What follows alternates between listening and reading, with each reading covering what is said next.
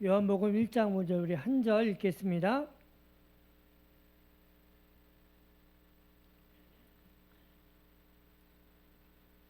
요한복음 1장 5절입니다. 우리 같이 읽겠습니다. 다 찾으신 줄 알고 우리 합독하겠습니다. 시작. 빛이 어둠에 비치되 어둠이 깨닫지 못하더라. 아멘.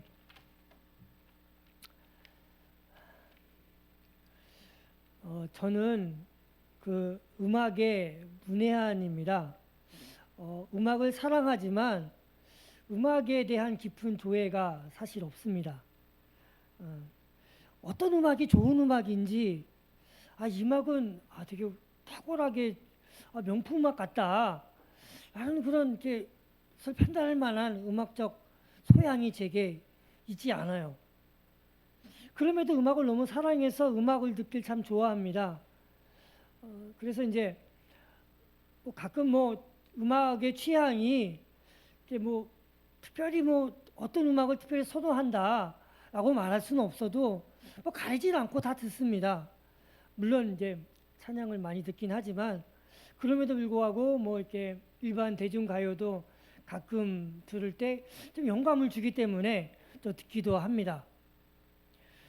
음악에 대한 취향이 딱히 있지 않아서 어떤 이렇게 독특한 취향이 제게 있지 않아서 다 듣다 보니까 무슨 음악이 있는지 가리지 않고 제게 좋으면 듣고 있습니다. 음악을 잘 모르지만 그러다가 이제 연말이 되면 훌륭한 어떤 음악회가 있을 때 가끔 가기도 합니다.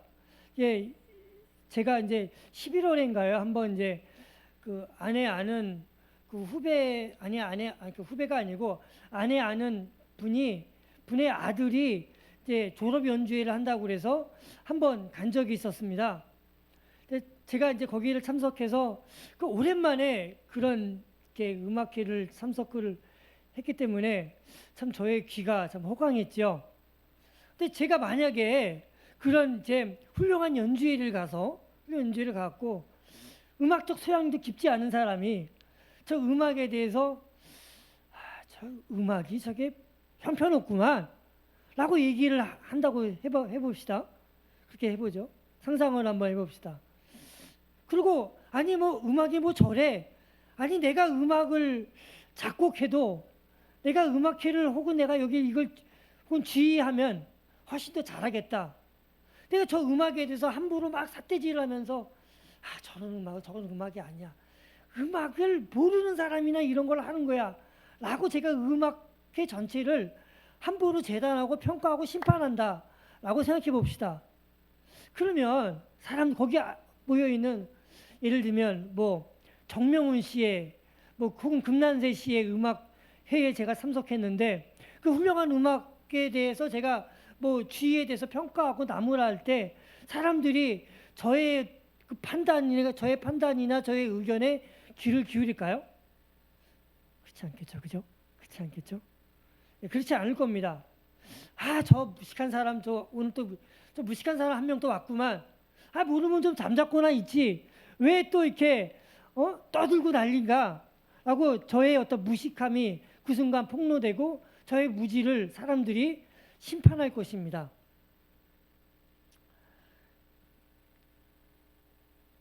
오늘 본문 말씀은 예수님이 이 땅에 오셨을 때 어떠한 일이 일어나는가를 말씀하고 있습니다. 빛이신 예수님이 세상에 오셨어요. 근데 빛이신 예수님을 빛이신 예수님을 대하는 태도가 쫙 갈려요. 그 반응이 두 가지로 갈린다라고 예고하고 있어요. 하나는 예수님을 영접하는 사람들이 있고 다른 쪽은 예수님을 거부하는 사람들이 있습니다. 5절 말씀에 우리가 읽은 말씀에 이렇게 되어 있지 않습니까? 빛이 어둠에 비치되 어둠에 깨닫지 못하더라 라고 말씀하고 있어요. 빛이신 예수님이 세상에 오셨는데 빛에 속한 사람들은 자신이 예수님을 받아들임으로 인해서 자신이 빛에 속한 자녀라는 것을 증명해요. 근데 어둠에 속한 사람들은 예수님을 거부함으로써 자신이 어둠에 속한다라는 것을 증명해요. 그러니까 심판의 기준이 딱 여기서 나눠진다는 거죠. 예수님을 어떻게 대하느냐에 따라서 쫙 갈린다라는 것입니다. 빛이신 예수님이 세상에 오셨는데 빛에 있는 사람들은 빛이신 예수님을 받아들여서 자신들이 빛에 속한 자녀들이라는 것을 증명하고, 반대로 어둠에 속한 사람들은 어둠에 머물기를 좋아하고 어둠의 열매를 맺고 싶어서 빛이신 예수님을 격렬하게 거부함으로 자신이 어둠에 속했다라는 것을 증명합니다. 방금 제가 명품음악회를 참석하여 위대한 음악회를 쉽게 폄하하는 발언을 했는데, 그때 명품음악회 자체가 심판받는 것이 아니라 저의 무식함이 평가받고 저의 무지가 드러나고 저의 무식함이 심판받는다라고 제가 말씀드렸잖아요. 맞습니다. 인류를 구원할 빛으로 오신 예수님이 이 땅에 오셨을 때 어둠에 속한 사람들은 어둠에 속했기 때문에 예수님을 정죄하고 거부함으로 인해 심판에 속한 자라는 것을 증명합니다. 그래서 본문의 말씀은 누가 빛이고 어둠인가를 가르는 결정적인 기준을 예수님을 어떻게 대하는가에 따라 달려 있습니다. 그러니까 세상에 이게 사실 요한복음 1장은 서론인데, 사실 서론이라고 볼 수 있는데, 빛이신 예수님이 이 땅에 오셨어요. 근데 앞으로 그 빛인 예수님이 이 땅에 왔을 때 사람들이 어떻게 반응하는가를, 그걸 쭉 이제 1장부터 21장까지 그 이야기를 쓰고 있는 거예요. 어떤 일이 벌어질까를 쓰고 있는 거예요. 그 얘기를 이제 서론에서 얘기하고 있죠. 예수님이 어떻게 생각하는가? 예수님은 나에게 어떤 분인가? 이걸 물어야 돼요. 예수님을 나 같은 죄인을 위해 대속제물로 죽으신 분이다 라고 생각하는가? 아니면 그냥 로마법에 달린 그냥 죄인의 죄수에 불과한가? 이 예수님을 어떻게 이해하는가? 이것이 빛에 속한 자녀인가, 어둠에 속한 자녀인가를 판가름하는 중요한 기준이 됩니다. 만약에 여러분이 이 자리에 앉아 계신 분 중에 예수님이 나의 구원자야 라고 고백한다면 여러분은 빛에 속한 자녀입니다. 그러나 만약에 예수님이 나와는 상관이 없고 그분의 십자가를 생각해도 가슴이 저리지 않고 눈물도 나오지 않고 이것이 나랑 무슨 상관이지? 라고 말하고 있다면 그분은 어쩌면, 참 죄송한 말씀이지만, 어둠에 속한 자녀일 수도 있습니다.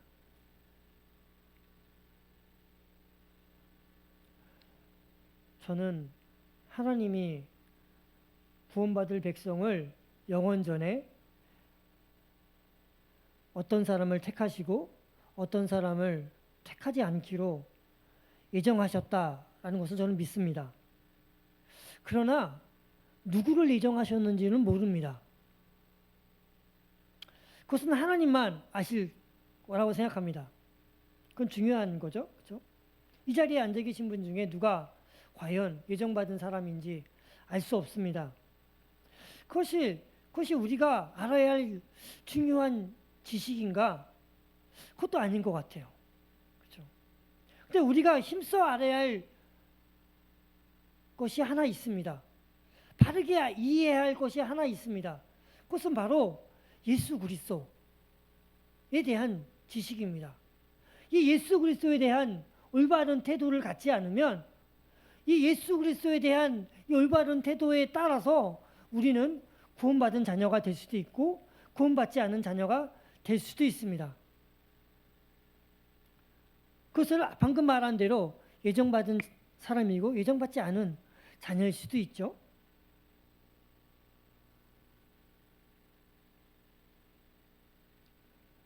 저의 인생에 예수님을 빼놓고 살아가는 것은, 예수님을 빼놓고 저의 인생을 말하는 것은 있을 수 없을 것 같아요. 예수님을 빼놓고 어떻게 저의 인생을 말할 수 있을까? 생각해보면 이렇습니다. 저의 인생 대부분이 예수님과 관련돼 있어요. 저는 예수님 때문에 살고 예수님 때문에 죽는 것이 저의 인생의 목표입니다. 그런데 다시 말하지만, 또 반복하지만, 주일 예배 시간에만 예수님이 나의 구주가 되시고 평일에 있어서 6일간의 삶에 있어서 예수님과 상관없이 그분과 무관하게 십자가를 비껴서 십자가를 등지고 살아간다면 그 사람은 어둠에 속한 자녀가 아닌가, 구원받은 자녀가 아니라라고 말할 수도 있을 것 같아요. 이 자리에서만 예수님이 나의 빛이 아니고 삶의 모든 자리에서 예수님을 나의 빛으로 인정하고 받아들이며 모셔드리는 사람이 되었으면 참 좋겠습니다. 어느 영화의 한 대사가 생각이 납니다. 어느 영화의 한 대사에서, 좀 본 지 오래된 영화인데 아직도 잊혀지지 않아요. 어떤 여학생이 안경을 낭떠러지에 떨어뜨렸어요. 그 비싼 안경도 아닌 것 같았어요. 고급 안경도 아닌데 그걸 떨어뜨린 그 여학생은 굉장히 대성통곡을 했어요. 막 펑펑 울면서 그 안경 하나 때문에 눈물을 흘리면서 눈물을 그치지 않았어요. 근데 옆에 있는 그 어떤 사람이, 선생님인가요? 모르겠어요. 잘 기억 안 나는데 옆에 있는 사람이, 야, 뭐 안경 하나 갖고 그래. 뭐 안경 하나 갖고 뭐 그렇게 우냐? 이해를 못해요. 도무지 이해를 못한다는 거죠. 그 안경 하나의 중요성을 그 사람은 이해하지 못한다는 거죠. 안경의 중요성, 가치, 의미에 대해서 잘 모르고 느끼지 못하고 있어서 이 사람은 이렇게 말하고 있는 것 같아요. 그러나 그녀에게는 그럴 수 없는 물건이었어요. 자신에게 어떤 사연이 있는, 자신에게 어떤 의미가 있는, 내 삶에 어떤 중요한 가치가 있는 안경이라고 생각하기 때문에 이 안경이 낭떠러지에 떨어졌을 때 이제 더 이상 그 안경을 그 사람은 찾을 수 없고 그 안경을 낄 수도 없잖아요. 그 때문에 눈물을 흘렸어요. 우리에게도 마찬가지입니다. 예수님은 나의 인생에 가장 큰 의미와 삶의 목적이 되시지 않습니까? 그래서 누가 예수님에 대해서 욕할 때, 비난할 때 속이 상해요. 견딜 수가 없어요. 그렇죠? 참는 것 자체가 이상해요. 그렇지 않습니까? 아니 누가 우리 예수님에 대해서 우리를 인류를 구할 그 예수님에 대해서 저렇게 얘기하다니, 그 사람이 잘못 알고 있는 예수님에 대해서 바로잡고 싶은 열정이 내 안에 막 솟구쳐 올라요. 그것이 예수님에 대해서 올바른 태도를 갖고 있는 사람이라고 생각합니다. 성경을 대하는 태도도 마찬가지라고 생각해요. 성경은 그거 뭐 그냥 고전이지 뭐, 인류의 고전 아니니? 뭐 유교 경전하고 불교의 그 금강경일까요? 뭐 그런 거하고 코란하고 뭐가 달라? 라고 얘기할 때 우리는 그것을 받아들일 수가 없어요. 왜냐? 우리는 그 성경 말씀에서 은혜 받고 눈물 흘렸고 감사했고 살아신 하나님을 만났고 그분의 십자가를 경험했고, 성경 말씀이 진리가 아니라고 하고 그저 고전 중에 하나라고 말하면 똑같이 우리는 견딜 수가 없을 것 같아요. 성경을 읽고 깨닫지 못했으면 나는 여전히 제 가운데 있고 사망을 향해, 죽음을 향해 달려가는 인생이기 때문에 우리는 이 성경이 우리에게 가장 큰 보물이고 가장 소중한 보배이죠. 다시 한번 물어보죠. 예수님이 어떤 분입니까? 한번 물어봅시다. 그분을 몰랐다면 여러분의 인생은 어떻게 됐을까요? 생각해도 아찔하지 않습니까? 예수로 인해, 예수 때문에 사는 인생인데 어찌 예수를 빼놓고 내 인생을 설명할 수 있을까? 여러분의 인생 설명 가능하십니까? 여러분의 삶을 예수님 빼놓고 말할 수 있나요? 제가 방금 예수님 빼놓고 저의 인생을 설명할 수 없듯이 여러분에게도 예수님의 그런 존재라면 여러분은 아마 빛에 속한 자녀일 것입니다. 그 예수님을 사랑한다면 그분의 계명에 순종하는 자녀로 살아갔으면 좋겠습니다. 그래서 오늘 말씀에서 기억할 것은 빛으로 오신 예수님을 내가 어떻게 생각하고 맞아들이는가?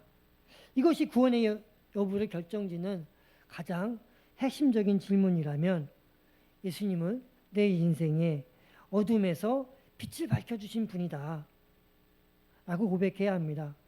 어둠에 붙잡혀 억류된 나의 인생에 한 줄기 빛으로 찾아오신 예수님, 나의 에너지가 되시고 나의 힘이 되신 예수님, 그렇게 고백하는 우리 대남교회 성도들 되었으면 참 좋겠습니다. 이 말을 바꿔서 저는 이렇게 말하고 싶어요. 간단하게 예수 안에 있으면 구원받은 사람이다. 아멘. 그 무엇과도 바꿀 수 없는 분, 내 마음과 목숨과 뜻을 다해 사랑해야 할 분이라고 고백하고 그 고백이 입술의 고백으로 끝나지 않고 삶의 자리에까지 이어진다면 그 사람이 구원받은 사람이 아닐까 생각합니다. 말씀을 정리할게요. 주의 은혜로 구원받은 여러분, 주의 은혜로 끝까지 우리를 지켜주실 것을 믿고 빛이신 예수님을 나의 인생의 가장 중요한 분으로 인정하며 살아갔으면 좋겠습니다.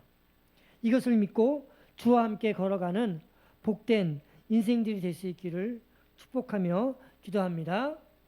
같이 기도하겠습니다.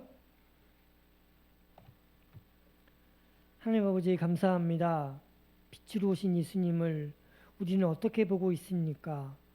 그분이 나의 인생에, 나의 삶에 가장 중요한 분이고 내 인생을 변화시켜 주신 분이고 오늘 나에게 살아갈 희망을 제공해 주신 분이라고 고백하고 그렇게 인정하며 찬양하길 원합니다.